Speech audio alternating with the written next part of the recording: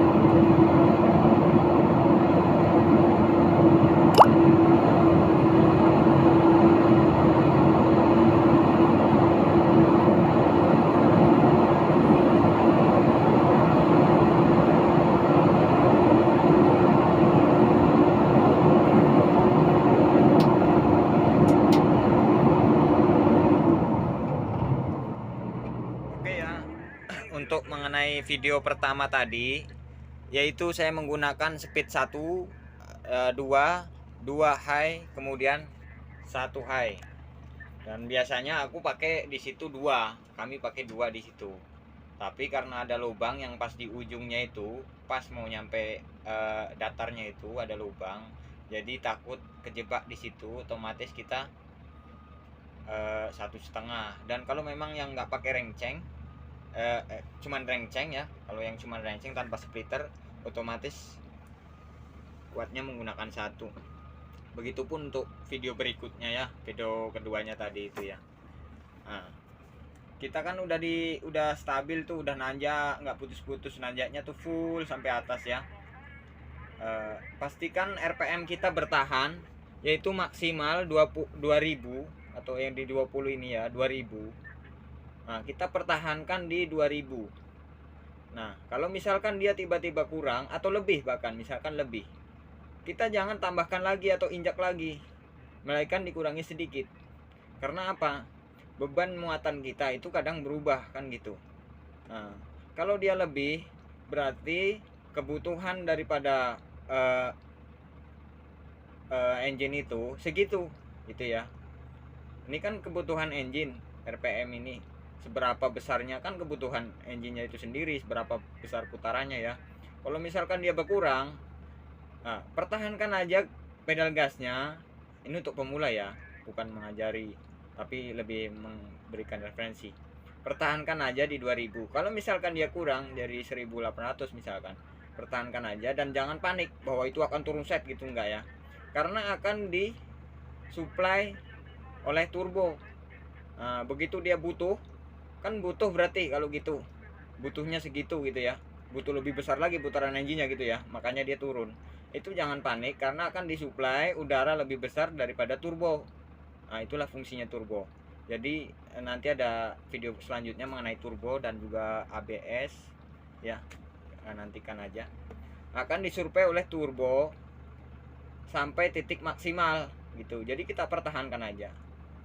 Kadang 1800 misalkan, tergantung tanjakannya itu tadi ya, sampai 1500. Dan kalau sampai kurang daripada 1000 ya, 10 ini udah mendekati 10 ini, jangan panik juga, jangan panik. Tengok dulu ke belakang, pastikan aman. Hidupkan lampu hazard ya. Lampu hazard tuh ini ya, atau orang bilang lampu hati-hati, lampu 2 katanya, banyak ya, banyak ininya bahasanya lampu hazard.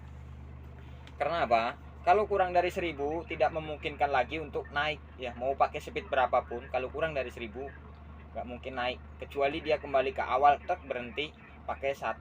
Itu pun kalau memang sempat berhenti ya, karena kadang-kadang parking brake kita itu, rem tangan kita nggak maksimal. Intinya jangan panik ya. Dan itulah yang disebut dengan error speed ya, dia tiba-tiba down. Karena apa? Banyak pengaruhnya. Contohnya kayak bahan bakar nih, bahan bakar yang tidak maksimal, berebat ya, filter solarnya ya, fuel filter misalkan kotor gitu, bisa terjadi.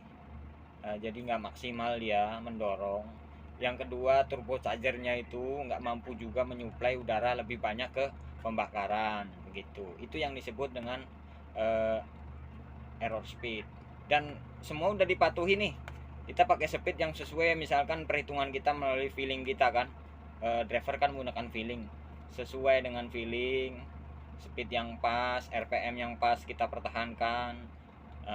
Dengan muatan juga ya, tentunya dengan muatan itu pastinya udah ada standar-standarnya masing-masing gitu ya.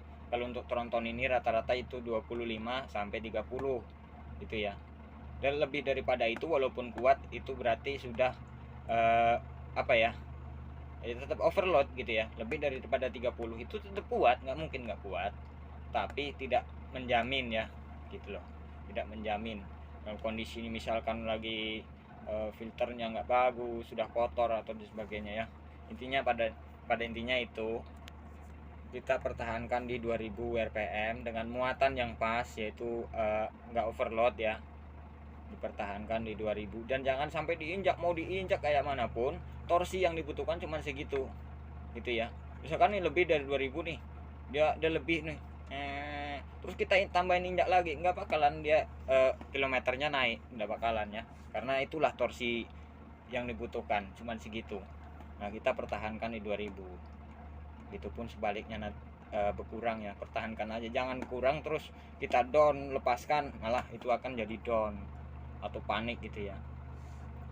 Dan banyak kejadian di lapangan itu temundur, yaitu tadi tidak disesuaikan dengan transmisi dan juga RPM gitu ya, atau telat, lebih ini bahasanya itu biasanya telat ngoper. Nah gitu, telat ngoper, dia udah down, udah 1500 udah turun, dia ngoper. Dan kalau memang dia pun posisinya powerful, misalkan dari 2 lalu dia pindah ke 1, itu akan senam jantung karena akan nyendak atau gimana ya, terangkat kadang kabin kita itu set gitu ya. Nah itu, jadi untuk memastikan lebih amannya, yaitu tadi rekomendasi daripada perusahaan merayap aja dari bawah gitu. Itu rekomendasinya. Disesuaikan dengan feeling kita nih, pakai speed berapa merayap aja. Kayak tadi video pertama itu juga kan, tahapannya itulah titik sebelum naik betul gitu ya, udah dipindah. Dan sebelum naik yang gak usah digaspol gitu ya kan, gak usah digaspol sampai mentok, enggak usah, dipertahankan aja. Sekali lagi, untuk ini untuk pemula ya, jadi bukan mengajari tapi melainkan menceritakan kejadian di lapangan, yaitu berdasarkan kita yang udah mengalami gitu ya. Jadi semua yang kita ceritakan itu berdasarkan kita yang alami, dan tidak menutup kemungkinan ketika udah kurang dari 1000 ini down, padahal udah pakai speed 1 nih ya, jangan harap enggak keluar keringat sejagung-jagung ya gitu, apalagi muatan kita berat, di belakang rame misalkan. Ya itu, kami udah alami itu, makanya bisa menceritakan ini semua gitu ya. Dan parking brake itu tidak semua unit itu pakem gitu ya.